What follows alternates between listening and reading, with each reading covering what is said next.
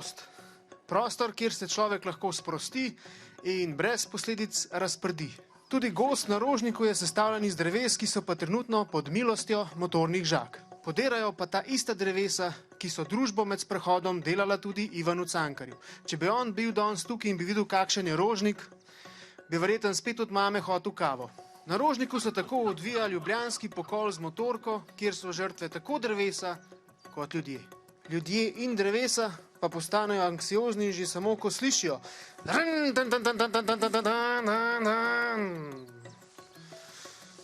Je kar grozen, če to slišiš, pa veš, da prihajajo po tebe. Podirali naj bile tista stara in bolana drevesa, ki so starejša od 100 let. Kar pomeni, da gozdarji izvajajo starostno diskriminacijo. Gozd želijo tako na silo pomladiti in obenem zagotavljajo, da bo mlad gozd izvajal vse funkcije starega gozda.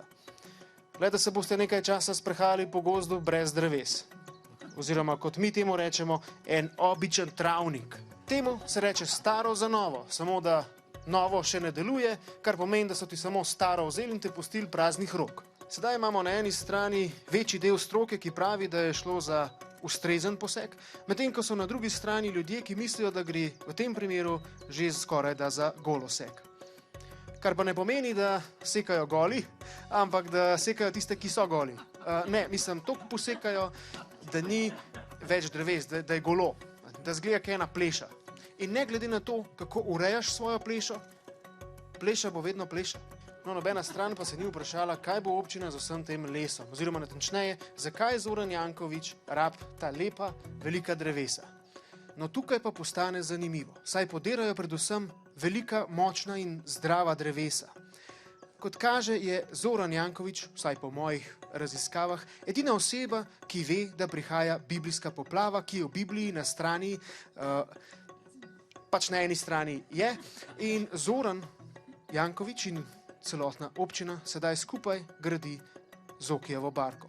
Hkrati pa na Barju gradi vodni kanal, po katerem bo svojo Zoki barko spustil vse do Jadrana, še preden leta naraste. No, ali pa je kaj drugega, nisem še čisto siguren, nimam še vseh dokazov. Lahko tudi, da samo rabijo ful konferenčnih miz, da bojo lahko sestankovali o tem, kdaj bo imel naslednji sestanek. Ampak bolj, ko sem hodil po gozdu, bolj sem se začel spraševati, zakaj pa noben ne vpraša dreves? Kako se pa oni počutijo? Kako si ti? Se v redu, daj prid sam. Sem, da te objavim. Vse bo vse v redu. Tebe nojo podaril. Si pregrd.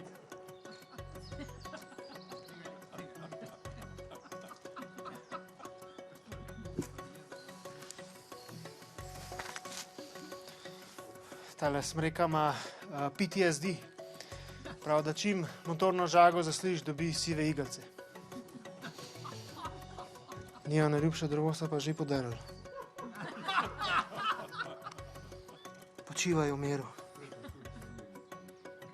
Zapomnite si, le gozd, ki ima drevesa, je pravi gozd. Gozd brez dreves ni gozd, ampak je redek. Veste kaj? Jaz imam pa dost tega poseka. Jaz sem pa proti Zokijevi barki, toliko da te vedem. Evo, jaz sem se zdaj iz protesta privezal na drevo, kamerman me je privezal na drevo in zdaj bom tukaj, dokler ne pridejo oni z motornimi žagami. V nobenemu primeru te ne smemo odvezati. Ne, tudi če ful lepo prosim. Tudi če si na napačnem drevesu? Pa? Aja, pa res, lej, ta je že.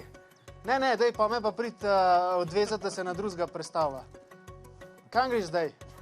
Ne, nisem se na ta pravega privezal, ej.